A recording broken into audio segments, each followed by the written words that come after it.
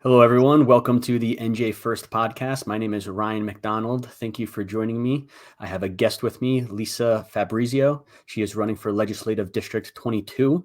It's got a couple of Middlesex counties and Middlesex County and Union County townships in there, municipalities. If anybody is located in that central Jersey region, please reach out to Lisa and her team. They are taking on the big Democrat line right down New Jersey. And thank you for joining us, Lisa, and welcome. Thank you. I just want to correct you because I don't think the state has updated the legislative districts. And so Middlesex County is actually no longer in LD22. Yeah. So is it just Union or is there more? It's primarily Union and North Plainfield and Somerset County. So in Union County, it's Linden, Rahway, Roselle Park, Winfield Park, Plainfield, Scotch Plains, Fanwood, Clark, Cranford. So 9 towns in Union County and just North Plainfield and Somerset. Great to have you have that information right off the head. Yeah, some places haven't updated from the 2021-2022 redistricting. Yeah, and that's good to look into that. Anybody in those areas, please reach out and get involved. Time is of the essence. Thank you for joining us, and we'll start off with just tell us a little bit about yourself and what made you run for assembly. Okay. I think there are a lot of things that really made me run for assembly. So, I mean, in terms of career, I'm a social worker. I've been in the social work business for forever. And for the past, 24 years, I've been a school social worker. I've also been doing adoption work. So always advocating for children and families. And I think I have a pretty good grasp on, mental health, advocacy, a lot of areas, right? So to back up a little bit, one of the reasons that made me want to run is during COVID, I felt like there were a lot of mandates that didn't make sense. And they were just persistent, right? We weren't opening the state. We weren't opening the schools. There was a lot of things happening that just didn't add up. I know that I was emailing and calling my legislators, and I know a lot of other people, parents and other people were as well. And it was falling on deaf ears. And there was just a lot of things happening that weren't even going through the legislator. It was just, emergency powers, and we're going to continue to do whatever we want to do. And that's really not the way that our government works. So that was really frustrating. And I felt like when I was calling my assembly people and my senator, they didn't care to hear what I had to say. And I actually even got told by my senator's aide that he has different ideas than me. So, and I said, well, but the thing is like, he works for me, right? As the constituent, he's supposed to do what I want him to do, not what his own agenda is. And anyway, we went back and forth a little bit, and I was super frustrated. I am a mom. I have kids in school, and I work in a school, so I care about all the kids. And the kids were suffering. So not only were they suffering academically, and we still see them suffering because there's a huge learning loss, which no one has really been able to recover. And they were suffering emotionally. So, the incidence of suicide went skyrocketed. Actually, in the middle school range from like 10 to 12, the rates of suicide increased 51%. No one was talking about the mental health of these kids, the lack of socialization, the isolation, and they're just really behind, and it was just like, they're all behind. And that's not a good excuse. It's not okay. And then in terms of the learning loss, 57% of children are not proficient now in reading, writing, and math. So they're not on grade level. And again, no one wants to talk about the learning loss, which is persistent now. So those are a couple of the reasons why I wanted to run. I just feel like every day I wake up and I look at the news, and New Jersey is turned upside down, and I feel like I'm living in this bizarre world. Yeah.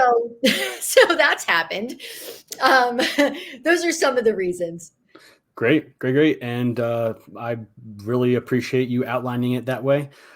People, and the same thing. I had to interview with Marilyn Cologne. You two are the only two women, two candidates that have brought up that gubernatorial power, that the emergency powers that was used is the reason why he was able to do what he did. Governor Murphy and other states, Massachusetts and Illinois, they have these constitutions a certain way. But it's very important that we as constituents, voters, know that a candidate such as yourself recognize that.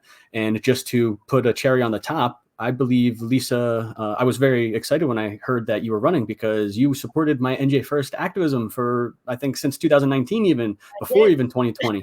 And just to say more of how much of a grassroots patriot you are, you're in the thick of it, you're involved, and right now you're throwing your hat in, putting your time, your livelihood, and your money. Just want people to know who we're talking with, and it's good to have these conversations. And the pandemic was terrible for everyone. Like you said, the learning loss, and it got everybody from all ages, even ages 1 to 3 are experiencing that gap in learning because of masks, things like that. So it's very, very good that you understand that. And if you want to speak on anything else, we'll go on to the next question. Yeah, I mean, we can go on to the next question, but I do just want to say one more thing, right? Being a school social worker, I work with preschool up to 5th grade primarily. I do other things within the school district. You know, I help with the suicide training and things like that. So that's something that's important to me, something that I follow. That's why I kind of had the statistic off my head for the, you know, the suicide rate going up. But I case manage all of our preschool disabled kids. So, you know, it was especially upsetting at that level because, right, the kids were forced into masks, and we know that the masks were hindering their speech and language development. And these are kids who are already behind with their speech and language skills, a lot of them. And so it was just compounding the issue. And our kids who are on the autism spectrum and our kids with learning disabilities, I mean, it was really dire for them. We have kids who have auditory processing issues, and they need to read your lips. They need to see what you're saying as you're saying it, and they're not getting the visual, right? So they're not processing what's happening. And so it affected all of the kids. But if we think about kids who were sort of just on the brink of, you know, making it or breaking it, it wasn't a good situation at all. Right. Wow. Yeah. Looking back at it, and I even say to a lot of people, mistakes were made. I use Arnold Schwarzenegger, ironically, as an example. He was in favor of lockdowns, in favor of mandates, but now in 2023, he's looking back at it, apologizing, saying he made mistakes. There are some people out there who still do not apologize, have their noses up in the air, but it's good to see that information is still being shared. We have Rumble, we have Twitter, right. And other information that is important for us to share is this parental rights movement that is going on. And we can move on to the next question of the NJ Department of Education, the state board of education. They voted, it was actually 6-5. I thought it was 5-4, but they voted 6-5 to change that equality to equity, basically allow the wokeism to further expand into all aspects. The article that I read, this could go even into sports. This could go into extracurricular activities. So let's give your opinion, of which I already know, but for our viewers, of how you would take on this, the NJEA, let's say, if you were elected. So just to let people know what's happening if they don't already happening, right? There was an election, or there was a vote, I'm sorry, just on August 2nd, about whether they were going to change some of the information across the board in school districts, and not just during the school day, but if you were to utilize school facilities, right? So this moves into, right, sports or activities or Girl Scouts or whatever it is that you might use a school building for. And basically what they said is, we're not going to use any kind of male, female. We can't refer to people as male or female, boys or girls. It's going to be very neutral, you know, verbiage.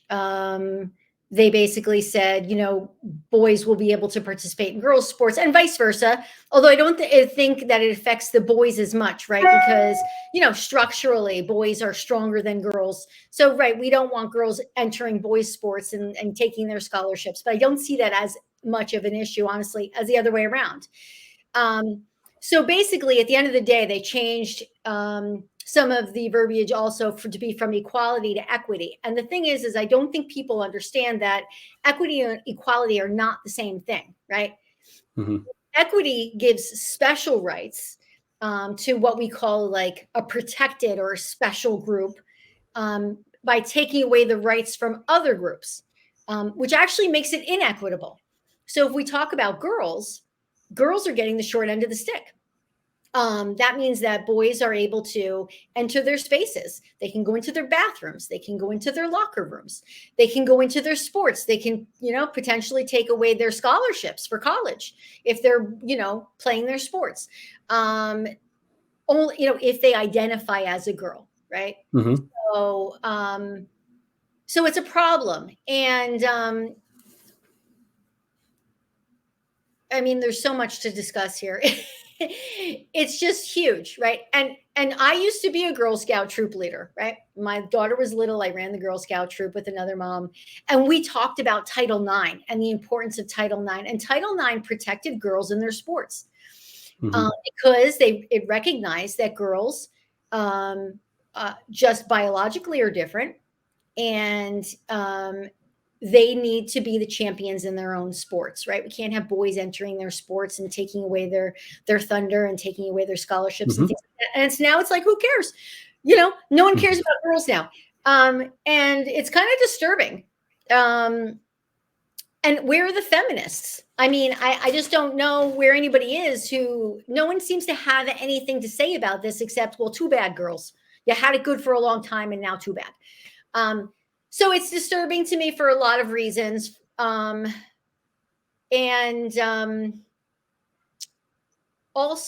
I don't want to get into this too much, but, gender dysphoria is a psychiatric illness. It doesn't really affect too much of the population. Legitimately, people who legitimately have this statistically are not a large number.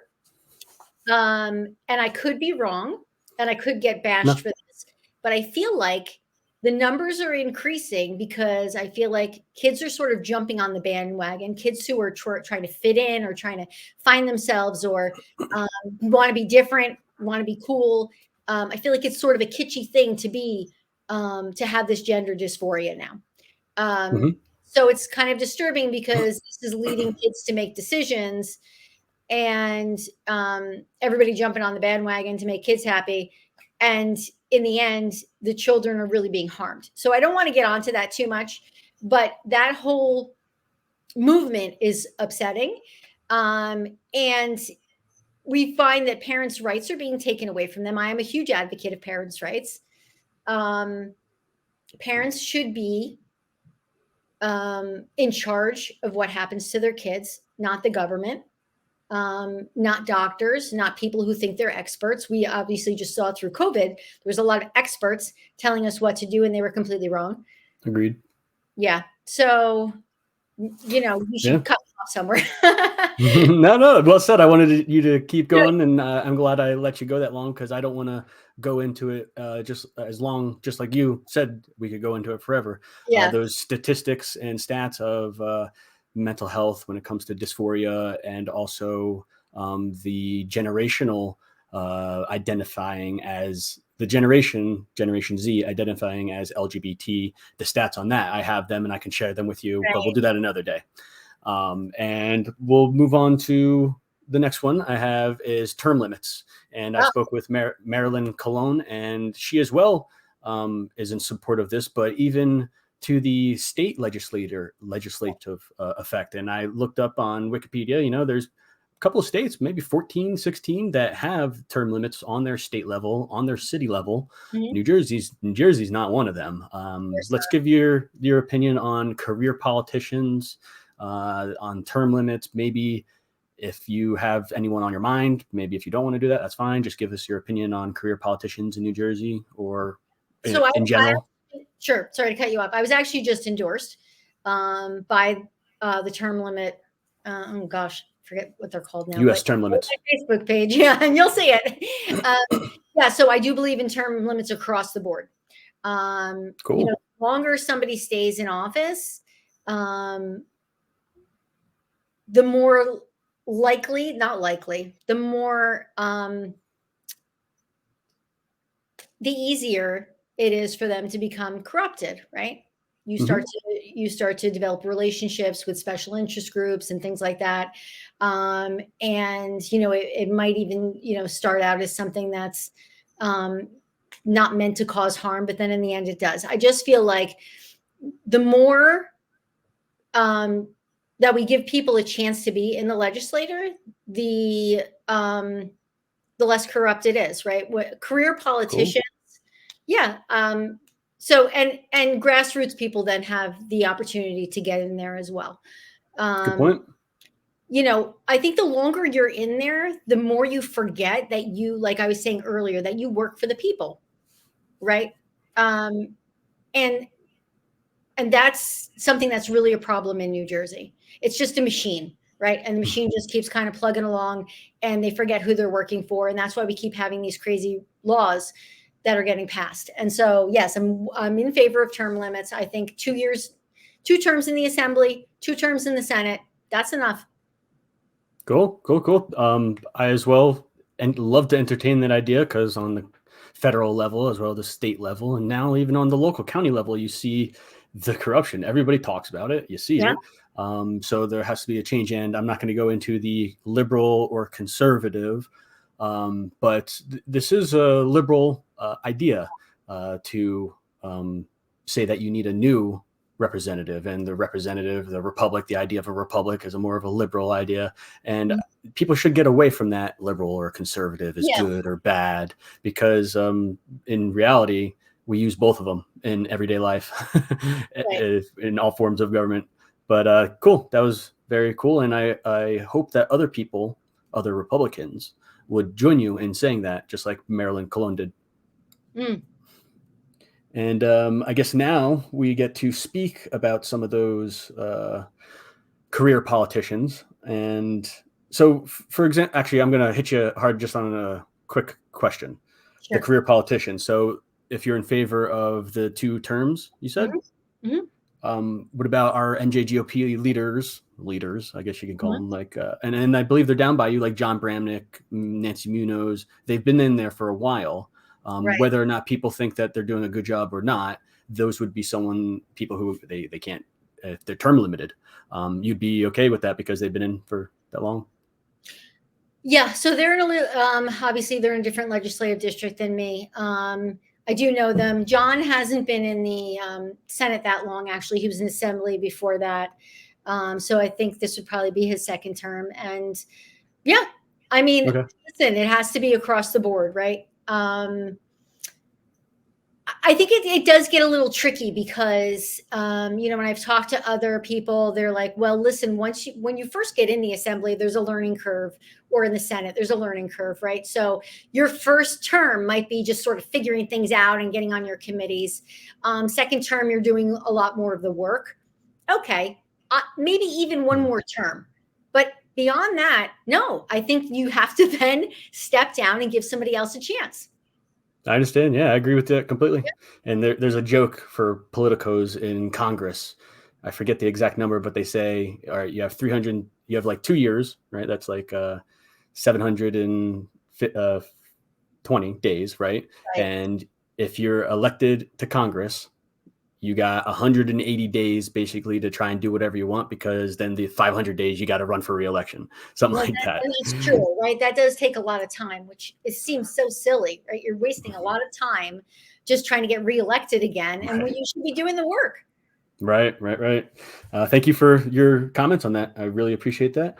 And I sent you an article just yesterday, was highlighted by NJ Spotlight News.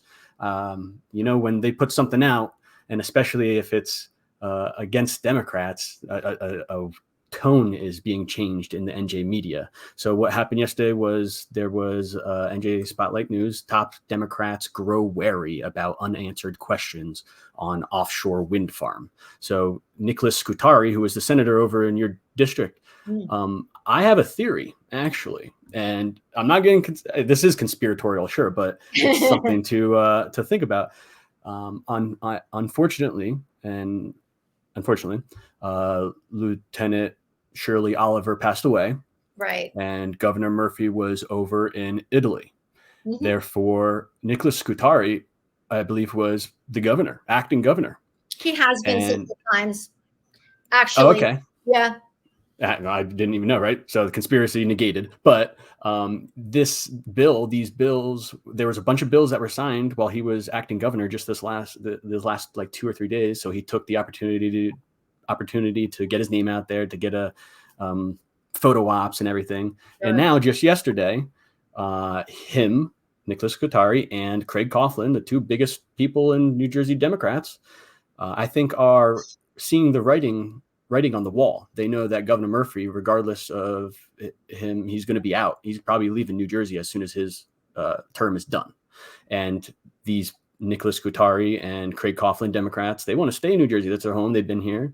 And they got to change their tune on it. And now they're saying, well, this offshore wind farm stuff, how are we going to afford for it? The BPU, the Board of Public Utilities, is now questioning it. They didn't question this for the last year that we've been all active with the whales and the dolphins washing up on the shore. There was Republicans who were at Trenton. They sponsored a moratorium on the offshore, but now all of a sudden they're against it. So what do you have to say for Nicholas Scutari in your district, who you guys are going to be going up against, who all of a sudden is thinking about his election I, stock? I think he's backpedaling because I think that he knows that this is not popular. People are upset about the whales and the dolphins, and it's not just the whales and the dolphins, right? They're blasting the ocean floor. So Right. that's changing the whole landscape of the ocean, which means that the bottom feeders are being killed off, right? And if you think about the ecosystem and just, how things live off of Right. other things, right? You're killing Mm-hmm. everything, which also affects our fishing industry and affects our food supply. And the sonar, yes, is killing the whales and the dolphins. That's a huge deal.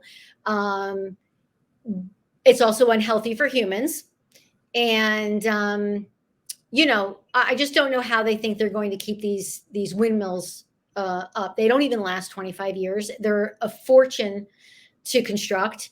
The blades are made of BPA. So again, what are we doing with these afterwards?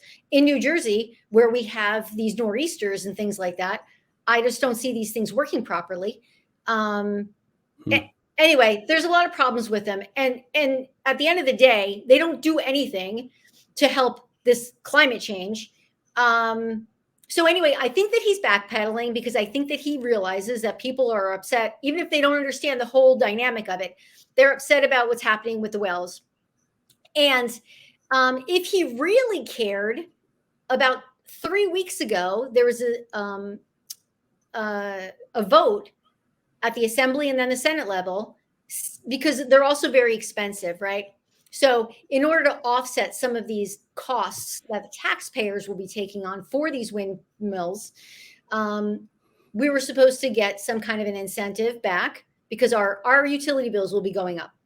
And we were supposed to be getting an incentive back. But Orsted was like, oh, this is costing so much money. We need this money instead. They gave $1 billion of our money to Orsted, and Scutari voted in favor of that. So did Linda Carter and James Kennedy, who were my assembly people. They all voted that this was a great idea to give them money to go ahead with these wind farms and to take the money away from the taxpayers.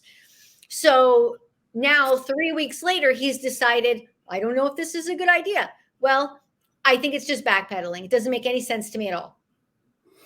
Yeah, for all the righteousness that the left says that they put on a pedestal when it comes to environmentalism, they forget it as soon as it involves $1 billion company and subsidies and tax revenues from the hard American working class Right. taxpayer dollars. They forget it right out the door as soon as that happens.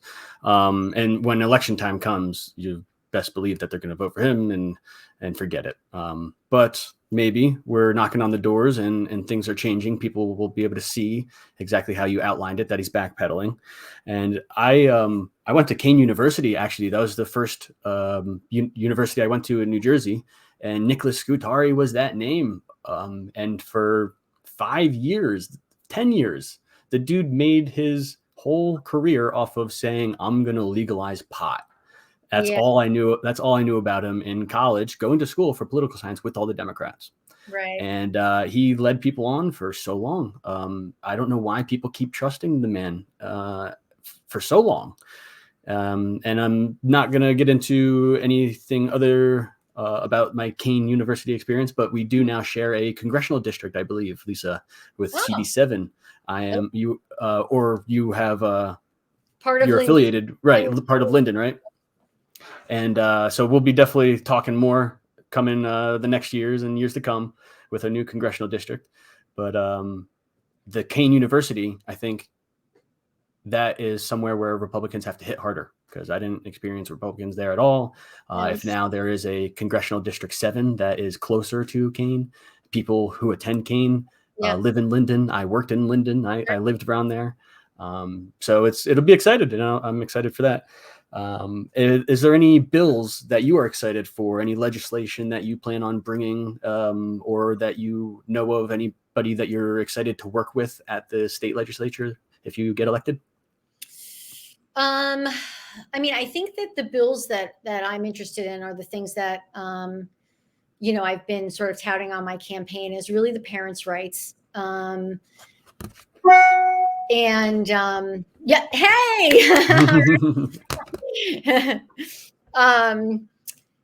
That's the most important thing to me, because I think that we need to protect parents and we need to protect the children. I'm also in favor of school choice. So I don't know if you know this, Ryan. There's actually a lot of things happening behind the scenes where the state board, I think it's the State Board of Education, wants to have one board of education, rather than local boards of education, so that they can control everything. I think that's a really bad idea, because we've seen what's happened with that. Becomes tyrannical. I think that local boards need to have control over their school districts. That's number one. So that's something I'll be looking out for. The other thing that's happening is that they want to, again, it's the whole idea of like equity, right? It's more of a Marxist ideology. What they want to do is they want to bus kids out of maybe more affluent school districts and bus kids into those school districts. And again, I'm not in favor of that, because I think that people choose to live places, for certain reasons, right? And one of those reasons is sometimes the school district. I think in order to make the school districts better and more competitive is really through school choice, right? True. So if you can get a voucher and send your kid to either a public school or a parochial school, or maybe a neighboring public school that has room for them, however we work it out, that makes all of the school districts better, because they're all competing for vouchers. I don't think busing kids in and out of school districts just for the sake of it makes any sense. That's hilarious. Yeah, those are the things that I'll be interested in, and anything else that really comes up. So that's hilarious. I was the only person who went from rural Northwest New Jersey and came all the way to Newark, and I was the crazy. Nobody looked like me. So that is an interesting concept of making that a state program. But school choice, giving people the choice to bus wherever they want, or commute wherever they want, or attend wherever they want, where the dollars follow the student. They're not attached to the zip code, the school district. Right. And I have actually a colleague, Kai Collins, and she is running the a school choice initiative in New Jersey. Right now it's a survey. She wants people to take it, but she's planning. Oh, have you taken that? I was going to ask you. Okay, good. That's all I was going to ask. But great. Thank you so much for joining me. And this is the NJ First podcast. You can follow on Rumble, on YouTube. Lisa Fabrizio, running for NJ Assembly in Legislative District 22. Please reach out on her Facebook, email her. And where else can they find you in your campaign? That's about it. I do not have a website, but I'm pretty active on Facebook. They can find me there. They can message me there. I'm happy to talk to anybody. Great. Thank you for joining me. All right. Thanks so much. Take care. Talk later.